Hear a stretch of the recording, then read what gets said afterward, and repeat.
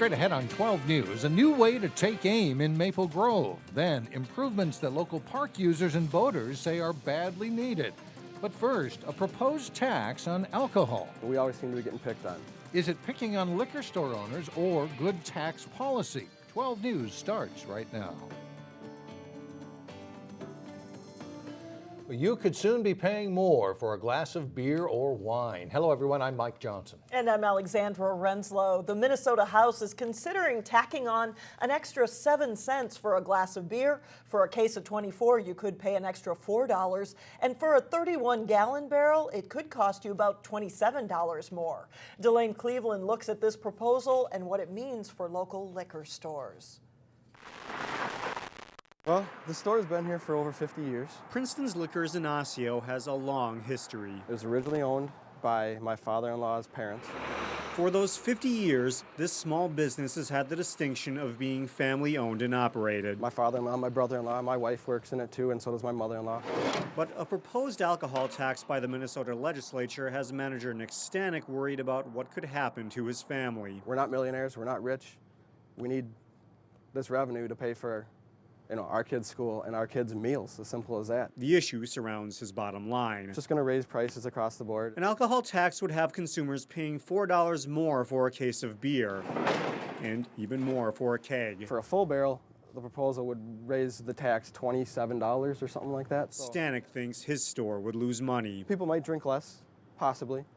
They also might drink cheaper. They might buy less expensive things, to save that money. Talk to some state legislators. The tax has not been increased since 1987. And they point to the fact that an alcohol tax would pay back Minnesota's schools, lower property taxes, and fund chemical dependency programs. Senator Chris Eaton wants her fellow lawmakers to support it. I'm hoping that because it has so many benefits from so many different angles, that I can get it through.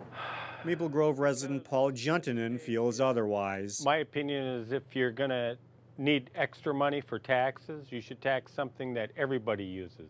Everybody. As for Stanek, we always seem to be getting picked on. He says state lawmakers should find other ways to raise money so that the people in the liquor industry don't have to suffer. If people aren't buying as much or cheaper, they're going to have to cut jobs, and that, I might have to cut jobs, who knows?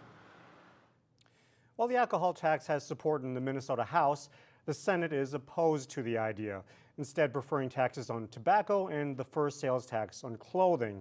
So, Mike and Alex, the question that the state lawmakers are going to have to answer are simply, what are they going to tax and how high are those taxes going to be? Simple questions, tough answers. Yeah, tough answers, absolutely. All right, Thanks a lot, Delane. Meantime, the Minnesota House passed an education funding bill with hopes of creating the world's greatest workforce, according to lawmakers. The bill would expand free all-day kindergarten to all students in Minnesota. It would also provide preschool scholarships for children of lower-income families, and it would eliminate reading, writing, and math tests currently required for graduation. The House bill increases funding for K-12 education by more than $500 million over the next 2 years. It would be paid for from tax hikes proposed by the DFL majority. It's a fix-up project long in the making. The Three Rivers Park District plans to spruce up Fish Lake Regional Park in Maple Grove. And Sonia Goen shows us what's on their to-do list. Mike and Alex, after 23 years, Fish Lake Park is getting a much-needed makeover. The first thing on the to-do list, this boat ramp. It's a summer rite of passage, boating out on the lake. But for years, many boaters have complained about the Fish Lake boat launch. Some say the water is too shallow. I see frequently a lot of the boats drive in and they'll hit the bottom before they get into the water with their props. So it's bad for them. The Three Rivers construction project is replacing the current ramp with a new and improved version in hopes of making it easier for boats to get in and out of the water. We are going to be narrowing the width, but extending it further out into the lake. The $1.4 million project also includes replacing the pavements on trails and parking lots. All of the pavement from the entrance gate down to the boat ramp and the pavilion will be fully replaced. Come here, how you doing? Kip Narble says he's been coming to this park for years. He says the improvements are badly needed. Especially that trail off to the right there. It's right down the center. It's about that wide a crack, and they put tar in there, but it seems like every year the frost kind of separates it again. Crews will also make the trails more handicapped accessible. We're mostly looking to flatten them out. There are constraints on how steep a trail can be. The new pavement will also be environmentally friendly to keep the lake clean. Rather than a conventional asphalt surface, we're going to be using some permeable pavers, and that's a system that allows stormwater to go into the ground and be filtered rather than all running off and flowing directly into the lake. In Maple Grove, Sonia Goins, 12 News. A grant from the Metropolitan Council is paying for the project. The park will be closed to vehicle traffic from July 15th to September 15th. The police shooting range in Maple Grove recently reopened after a fire damaged the building 2 years ago. And now, for the first time, the general public can use the range. It's a state-of-the-art facility with 12 shooting stalls and touchscreen target stations. Opening to the public will help offset expenses. It takes a fair amount of money to operate a facility such as this, and our goal is to reduce some of the overall cost to the taxpayers. The range is open to the public on Saturdays and Wednesdays. A Maple Grove construction company is suing the state over a contract it didn't get for an East Metro Road project. C.S. McCrossin submitted the lowest bid and had the highest technical score, but according to MnDOT, it did not have enough subcontractors run by minorities or women.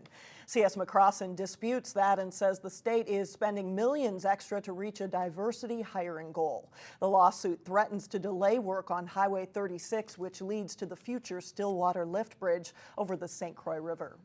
It opened one in Brooklyn Park, and now Hennepin County Medical Center will soon open a satellite clinic in Golden Valley. It's part of a trend of healthcare providers filling vacant retail locations. HCMC chose Golden Valley because it doesn't have a strong presence in the West Metro. The new clinic will open in Golden Valley's Springgate Shopping Center, where Byerly's and Walgreens are located.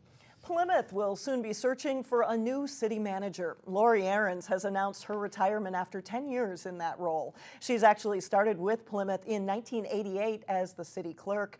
Ahrens says she's especially proud of her work guiding the city through tough economic times since 2008. Her last day is July 12th. It is a topic that many families hate to discuss. Money matters. Up next, why a Plymouth author says we need to talk about money more openly. Then later in sports, Wayzata battles rival Edina in a big early season boys tennis match. But first, it's a look at your AccuWeather forecast.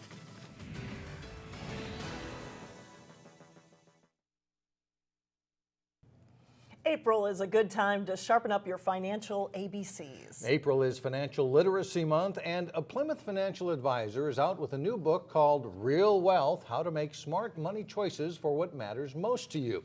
Shannon Slatton sits down with the author. When it comes to money, Bruce Helmer tries to get personal. To me, nobody writes about the most important part of personal finance, which is the personal part of it. Helmer is a financial advisor with the Wealth Enhancement Group in Plymouth. He shares financial advice on a weekly radio show and now in a book. What we try to do in Real Wealth is really focus on what's important to people, core values, how to set goals, how to achieve their dreams. In his book, Helmer describes how to make smart financial decisions based on the relationships in your life. I really think there's something in here for almost anybody. Helmer says whether you are dealing with children or aging parents, talking about money is important. You gotta talk, you gotta communicate. But that might be tougher than you think. A generation older than I am, it was taboo to even talk about money. It was a mystery to kids. So while you work on having that conversation, you can start the discussion with your kids. If we have young children now and we're talking to them, when we're old and maybe we're suspicious, we'll be still willing to talk to them because that's just the way it's always been. It's not anything new, it's what we've always done. You can find Real Wealth at Barnes & Noble, on Amazon, or on Bruce's website, brucehelmer.com. It retails for around $14. For Money Savers, Shannon Slatton, 12 News. Coming up, a sizzling tradition gets underway in Brooklyn Park. But first in sports, Hopkins looks for big things in track and field this spring. We catch up with the Runnin' Royals next.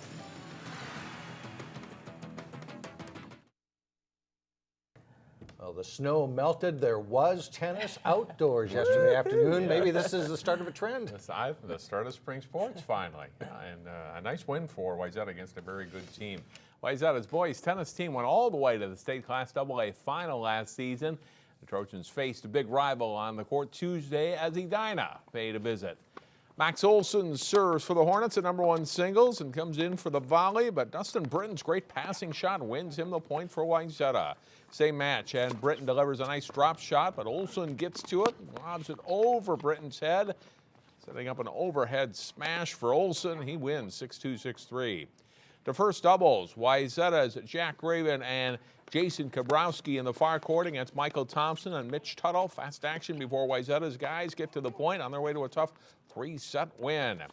Nick Beatty in the far court at #2 singles for Wayzata. A backhand and then forehand set up a volley winner for Beatty as he beats Tyler Cuck 6-love, 6-1.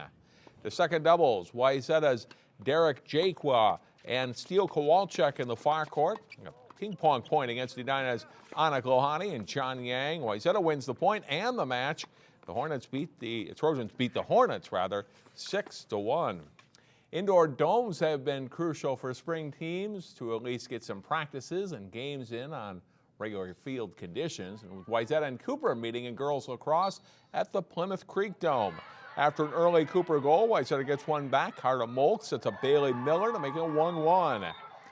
Kelly Higginson on the run for the Trojans. She sends the pass to Molk, who continues to the net, puts the shot away here. And it's 3-1 Trojans. Solid passing for Wayzata on this one.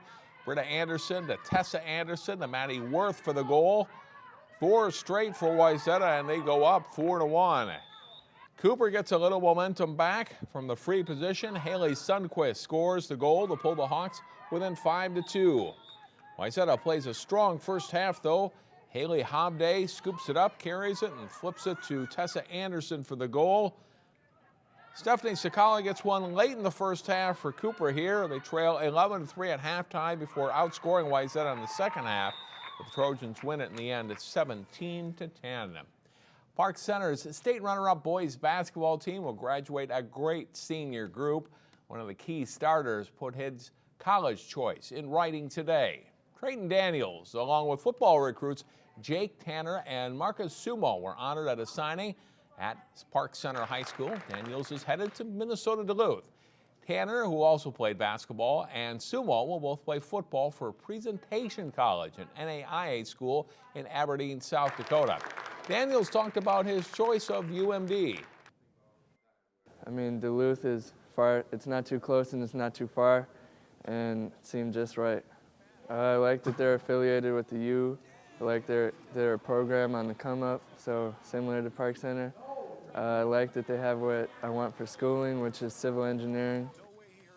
Congratulations to those guys. The Hopkins boys and girls track teams have new coaches this spring. But while they're new to their respective teams, the coaches aren't new to the Hopkins program. Jason Malillo reports.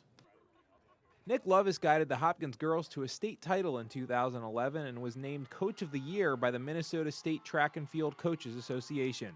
This spring, Lovis will take on a new challenge as head coach of the Hopkins boys team. It's been a good switch. I think it re-energized a lot of things within our program, and it's been a lot of fun. Coach Lovis has got a really good way of motivating people. He knows how to reach each athlete to address their personal strengths and weaknesses, and how take that and give them, what they need to do to find their best performance. Lovis is swapping spots with Ronnie Hamilton. Hamilton was the interim boys coach last season and will now be the new girls head coach. The philosophy is something that I believe in. I'm not going to change too much. There's obviously things that I'm going to do different than has been done in the past, just because that's what happens when you get a new head coach. But overall, we have a really strong history, and I want to maintain that. The transition has definitely been completely smooth. We already worked with her so much, it feels pretty normal. And yeah, if anything, it's cool to have our event coach also as our head coach, just because we get to see her and get to know her every day too. Of course, the weather has been an issue for the Royals this spring, but while it has affected their training and preparation, they haven't let it affect morale. You know, with the weather, our message this year has been consistent. You can't control it, but the thing you can control is your attitude and how you react to it. So for now, the athletes are just aiming to be ready for competition whenever that happens. When it does, they say they'll be ready to run. Jason Malillo, 12 Sports. The Royals teams will host a 6-team invitational Friday afternoon, where it's supposed to be sunny and in the mid-60s. Very nice. That'll be nice. Thank you, John. Thanks, John. Well, still ahead, a Brooklyn Park tradition, and Renee Bonneau is once again a part of it. It is time to wake up and smell the Smelt. We're at the world's largest Smelt fry here in Brooklyn Park. Come back after the break for a taste.